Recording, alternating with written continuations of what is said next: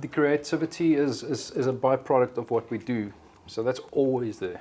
Yeah. You're always having that, you're always satisfied after a day's worth of work because you're always curious, you're always learning. This particular industry, you don't stop learning. There's always something new, doesn't matter how long you've been in it. Yeah.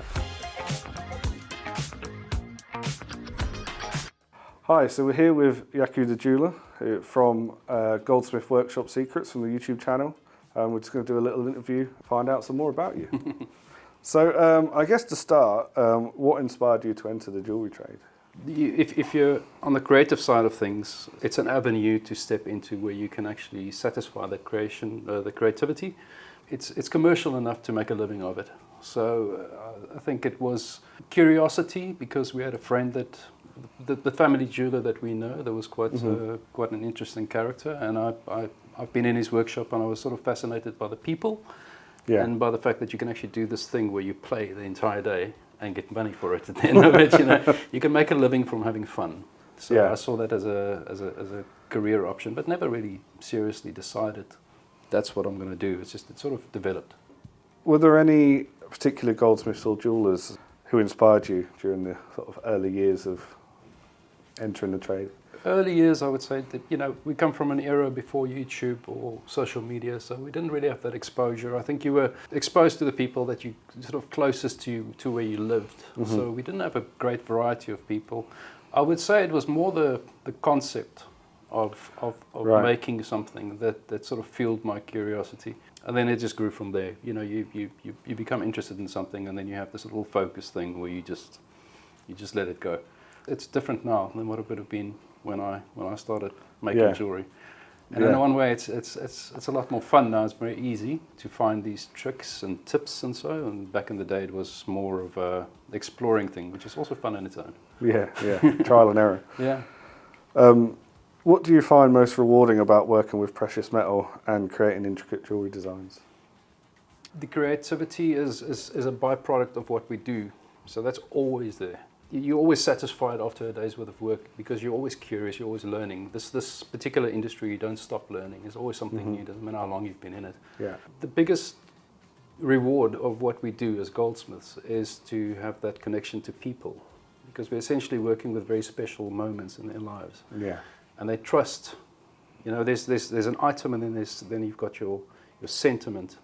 And when you start stepping into that line and you take that responsibility on, the rewards of that would be bigger than the creativity. It's a big drive in what we do.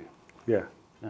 Can you recount a particularly challenging project and how you overcame sort of those obstacles? Is there anything that comes to mind? The entire beginning of my career was challenging. Yeah. There were no reference points. I'm self-taught. I qualified as a goldsmith by forcing my way into the environment, but there was no lessons being taught to me. There were no people telling me how to do things. So the ideas of starting with something, going, I'd like to make that. You have a final idea right here, and you start working it, and it doesn't work, and then you have to remake it, and it doesn't work, and you have to remake it again, and that challenge was the biggest thing that I had to overcome. The idea that I could get there in the end. Yeah. Rather than something is just instant, you have to take a few different steps to find out what works for a person. That was challenging because it's usually the place where you'd give up. Yeah, of course. How has your approach to goldsmithing evolved over the years? Are there any specific techniques or styles you've become particularly passionate about? The ultimate goal is to try and get the best product out that you could do. And if I can put it in another way, not letting go of something before you realize that you've done everything that you possibly can do in it.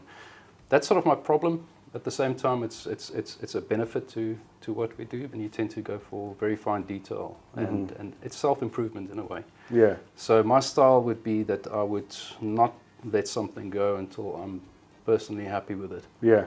And that's whether it's a manufacturing or a repair, So it's pretty much over the entire scope. I've come up from a point where everything from manufacturing to repairs, I've never been selective about the one or the other. I enjoy both of them. Yeah. But with regards to style, it develops over years.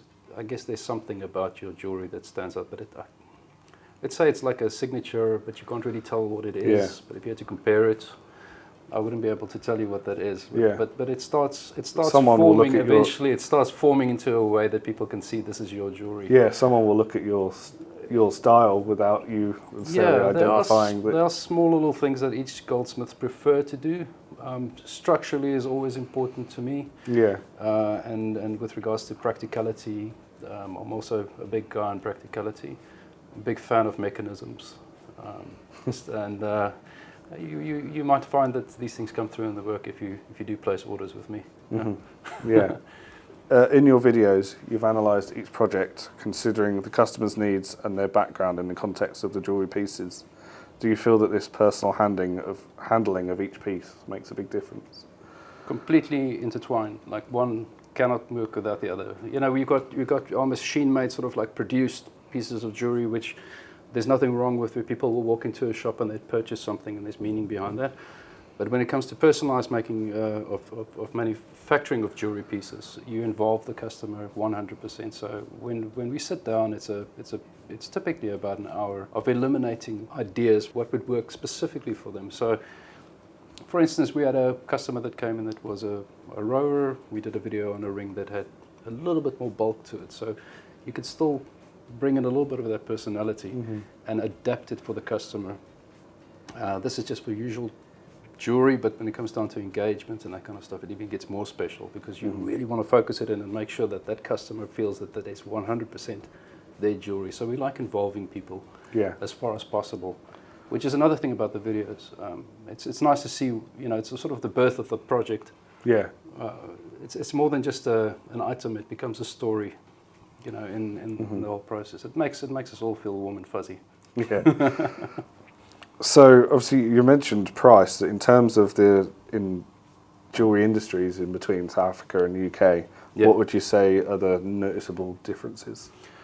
Huge differences in the pricing. I would say the UK has got a very healthy economy with regards to making a reasonable living from being a goldsmith. It's a little bit more of a fight in countries which are low down on the scale, third world countries especially, you know, where you have to sort of really work a lot harder to get to that point where over here it just sort of falls in your lap. So if I was a mechanic, I could be working in my garage, or if I really had the dreams to go out and work for a Formula One team, that would be a good comparison from country to country. In South Africa, you have it's a mineral license that you have to get. Right. So over here we can buy metal by just, you know, doing it online. In South Africa, it's seen as a mineral that's part of the country. Right. And you have to apply for licenses to be able to buy that precious metal. You also have to renew those licenses, but mainly you've got to keep an incredibly fine register to say exactly what's coming into your workshop and what's going out of your workshop. So that register is policed, and you can get very high fines if you don't keep it exactly to where it needs to be. Wow. So it's very controlled. But in the same way, bringing that over to the UK, I apply that same principle, what I'm doing over here, and I found that because people don't have that regulation, there's a lot of sort of losses. In one way, you could use what you've got to really sort of benefit your own. Well, we're all shaped by what we do, I guess. Another big difference is that we don't have assay service that does hallmarking, which is a legal requirement here again. Over there, it's very much about your name. Right. If you produce a piece of metal and you stamp your logo on it, so we did a lot of stamping on our own metal. If you do that to a piece of metal that's under carat or something, and that comes out, if it gets tested and comes out, then your name itself collapses, and you won't receive any support. So it's a very good functioning system, but it's completely different. So changing countries opens up your mind with regards to the trade that you're in. We're all the same. We're all in the same boat. Yeah. Cool.